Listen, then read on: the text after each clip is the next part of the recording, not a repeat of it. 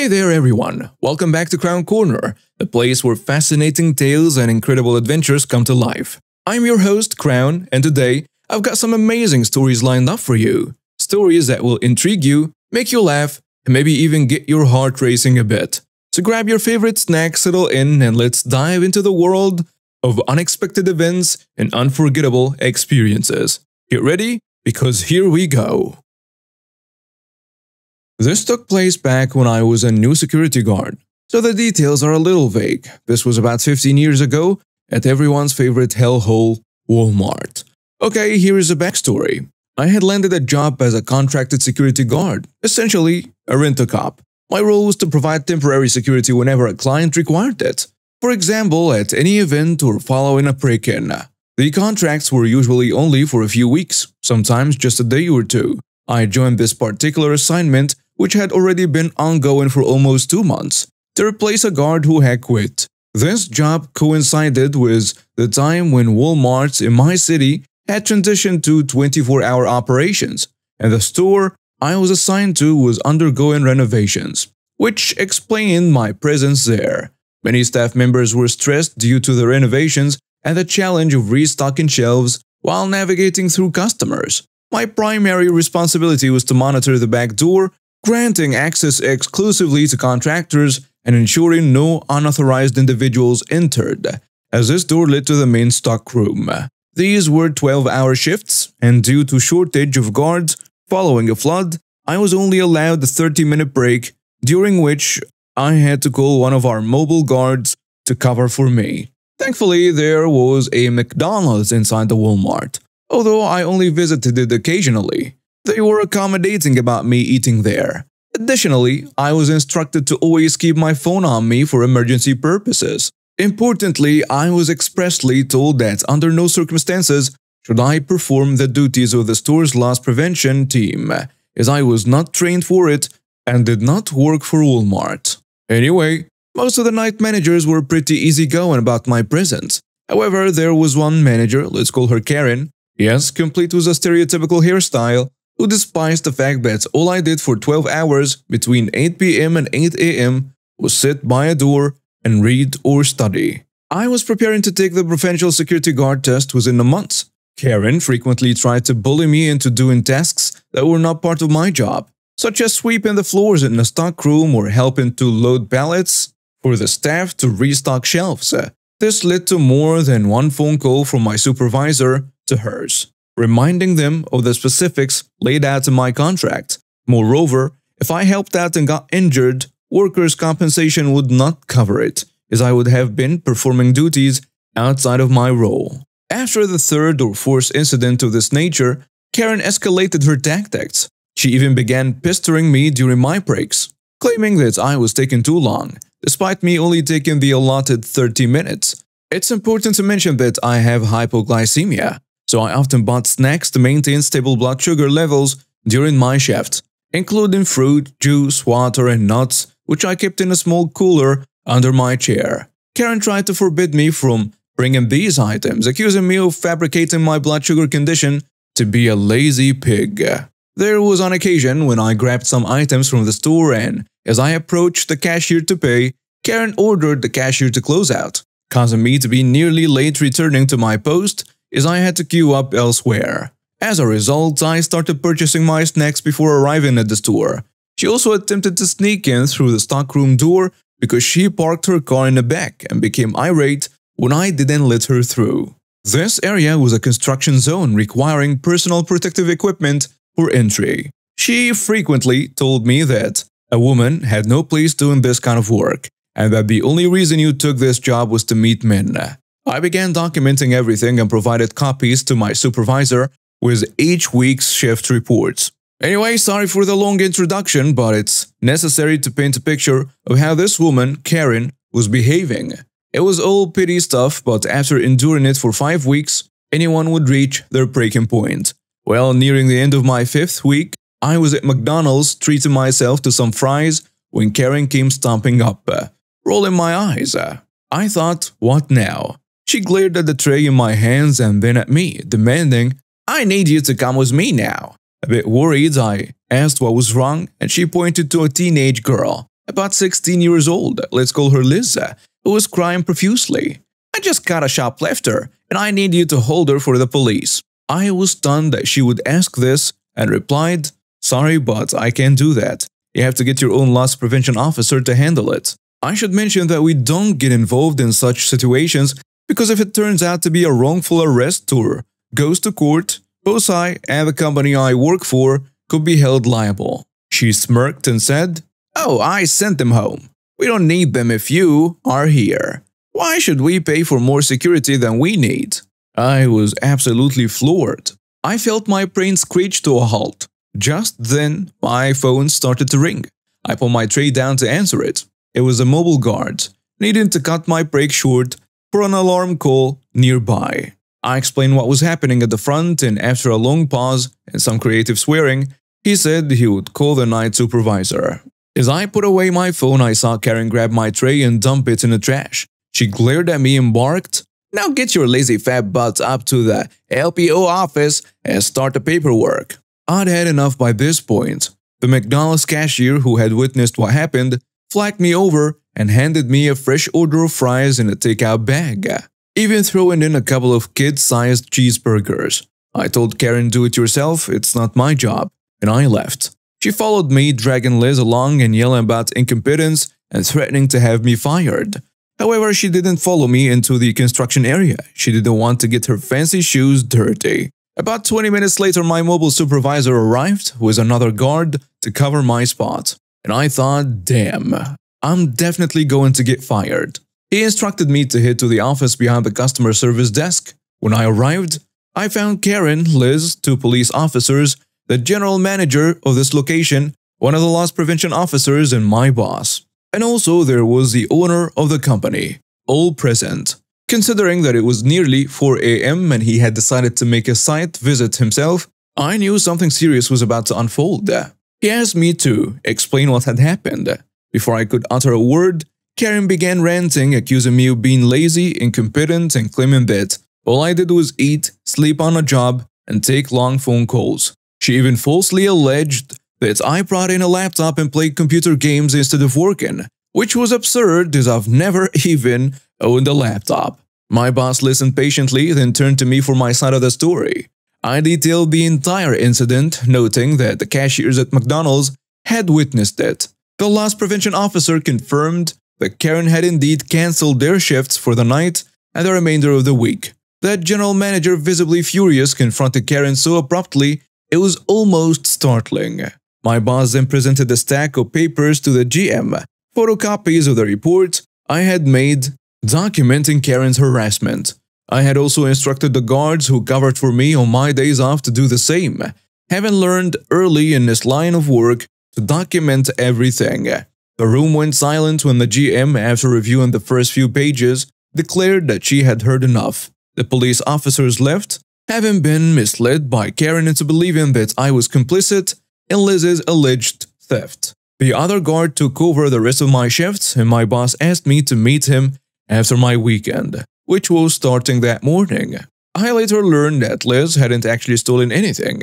Karen had mistakenly thought a bottle of Coke Liz was drinking, which she had bought from a vending machine outside, came from the store cooler. Moreover, Karen was dismissed for violating company guidelines. She wasn't authorized to cancel the LPO shifts, and for the harassment of myself and other contract guards, as well as for theft, having thrown my lunch in the trash. I continued working at that location for another month, and happily, I did not encounter a single issue for the remainder of my time there. Sorry this was so long, but this is my first encounter with this type of event while working this job, which I did for 5 years. I really enjoyed it for the most part, but ended up getting hired on by the security crew of a contract I worked at for close to a year. Hey everyone, hope you're enjoying the story so far. If you are, don't forget to hit that like button and subscribe to K-Korner for more awesome content. Your support means the world to us. And hey, why not share your thoughts in the comments? We love hearing from you. Now, let's jump back into our next tale. Our dock was the heart of all summer fun.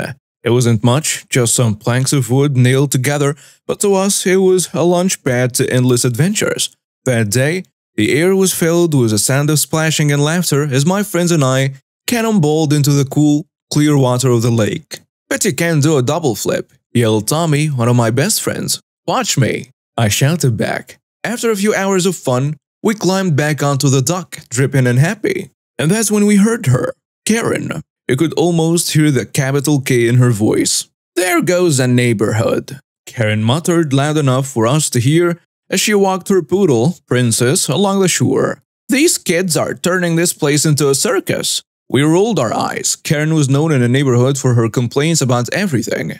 "Chill, Karen," Tommy called out. She just huffed and walked away. That evening, my dad came down to the dock with some lemonade. He was always cool about us hanging out here. "You kids having fun?" he asked, handing out cups. "The best, Mr. Jackson," Tommy replied. "Thanks for letting us use your dock." "Of course." Dad smiled. "Just remember to be safe and keep the noise down a bit, okay? We don't want to give Karen more reasons to complain." We all nodded, sipping our lemonade. Dad always had a way of making everyone feel at home. He'd tell us stories of his own teenage years spent by this very lake. I could tell he loved it as much as we did. As the evening wore on, we talked about everything and nothing. School, movies, who liked who. It was one of those moments where everything just felt right. A few days after I managed to hurt my leg somehow, Dad had a neighborhood meeting. I wasn't supposed to eavesdrop, but hey, I was bored and curious. So I sneaked to the top of the stairs and listened.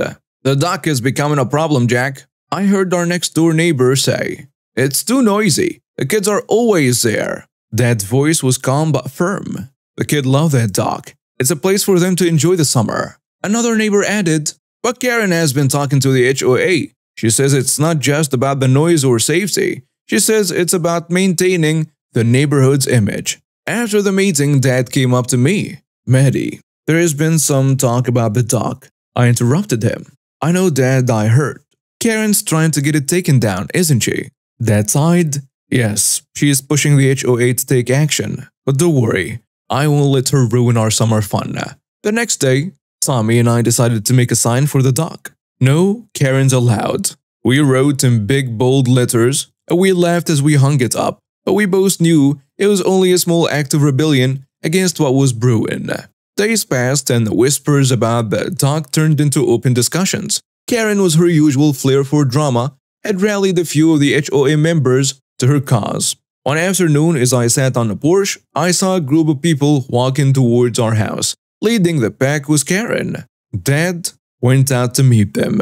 "Ladies and gentlemen, what can I do for you?" Dad asked as they approached. Karen stepped forward, an official-looking letter in her hand. "Jack, we're here on behalf of the Homeowners Association. We've received numerous complaints about your dock. It's become a safety hazard and a nuisance." Dad took the letter, scanning it quickly. "This dock has been here for over 20 years. It's part of the community." Karen says, "It was part of the community. Now it's just a problem. We're giving you a week to remove it, or the HOA will take legal action." I could feel my blood boiling. How dare they try to take away our dock? Dad's voice remained calm, but I could see the anger in his eyes. "I'll need to discuss this with my lawyer. This dock is on my property, and I have every right to keep it."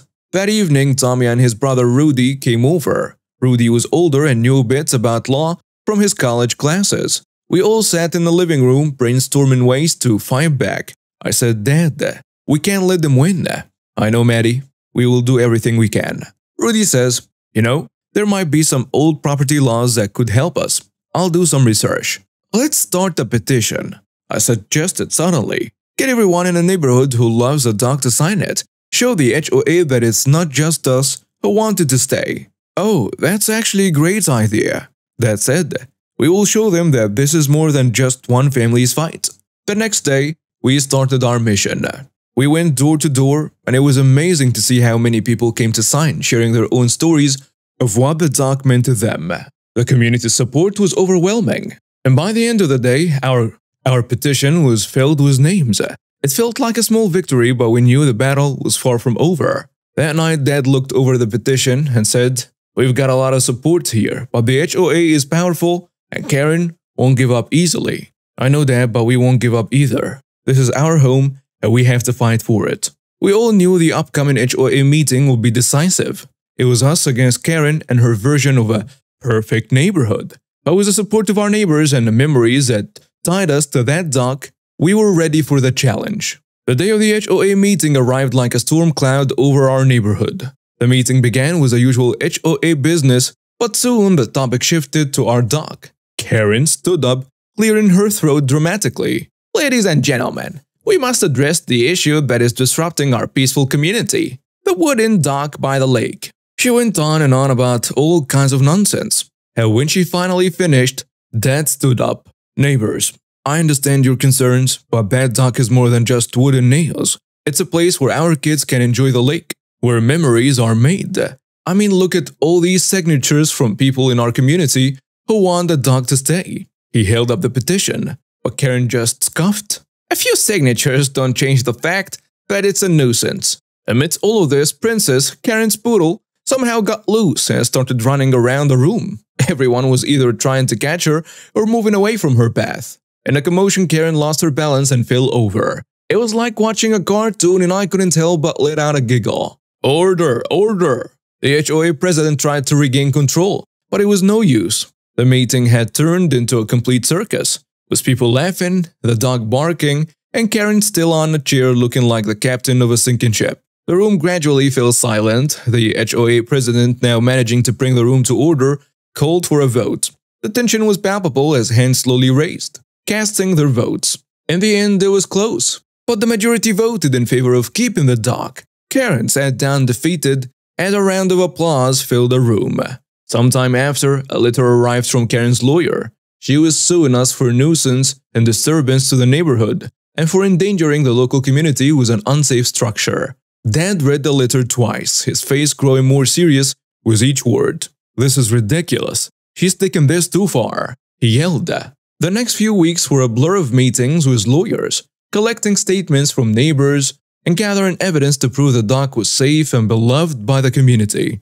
It was stressful, but Dad was determined not to let Karen win. The day of the court hearing arrived and I was a bundle of nerves. The hearing began and both sides presented their arguments. Karen's lawyer painted the picture of a dangerous, noisy dock that disrupted the peace of the neighborhood. Our lawyer countered with testimonies from neighbors and evidence of the dock's safety and community value. The days following the court hearing were tense, but one afternoon as we sat on our porch, the phone rang. It was our lawyer with the news. "We won, Maddie," Dad exclaimed after hanging up. The judge had ruled in our favor, stating that the dock was not a nuisance and contributed positively to the community. The neighborhood's reaction was immediate. People came over to congratulate us, but our celebration was short-lived. The next day, Karen upped the ante. She filed an appeal, refusing to back down. The legal battle continued, dragging on for weeks. Karen's appeal eventually was rejected, and the court upheld the original decision. This time, the victory felt more final and more freeing. We threw a big party on the dock to celebrate. There was music, laughter, and food. Lots of food. The victory at court had left Karen humiliated and furious. She couldn't accept defeat and had grown increasingly obsessed with taking matters into her own hands. One moonless night, as the neighborhood slept, she hatched a plan to sabotage the dock once and for all. With a pickaxe in hand, Karen sneaked onto the dock, and she had convinced herself that destroying the dock would be her ultimate revenge. As she raised the pickaxe, ready to strike, a chilling growl echoed in the darkness. Suddenly, a pair of fierce, snarling dogs lunged at her, teeth bared. It was Dad's loyal guard dogs, Max and Bella, who had been trained to protect the property. They had sensed an intruder and were not taking any chances. Karen screamed in terror as the dogs closed in on her. She dropped the pickaxe, scrambling backward, but it was too late. The dogs had cornered her. Just as things were about to take a dangerous turn, Dad, alerted by the commotion, rushed onto the scene. He had been prepared for a potential intruder, but what he saw shocked him. He recognized Karen, the woman who had caused so much trouble. "Get away from me!" Karen screamed. Dad acted quickly, commanding Max and Bella to stand down. They obeyed, retreated a few steps, but still keeping a close watch on Karen. "What are you doing here, Karen?" Dad asked. Karen was trembling, her face pale. I wanted to. I had to," Before she could finish her sentence, Dad had called an ambulance and the police. He didn't want to take any chances with her safety or the safety of the neighborhood. When the authorities arrived, they found Karen in a state of distress, with a pickaxe lying on a dock as evidence of her intentions. After viewing the security footage from our property, the police had a clear picture of what had transpired. They also learned about Karen's previous actions and her attempts to sabotage the dock. It was a pattern of behavior that couldn't be ignored. Reluctantly, Dad decided to press charges against Karen for trespassing, attempted vandalism, and endangerment. Over the next few days, things started to get back to normal, or as normal as they could be after such a saga. And so our story came to a close, but the legacy of our beautiful dock would live on. Wow, what a ride that was, right? I hope you enjoyed these stories as much as I did sharing them with you. Here at K-Korner, we believe every story has its own charm, and we're so glad to have you as part of our storytelling journey. Remember, life is full of incredible tales waiting to be told, so keep your eyes and ears open. Until next time, stay curious, stay awesome, and keep rocking. This is Crown, signing off.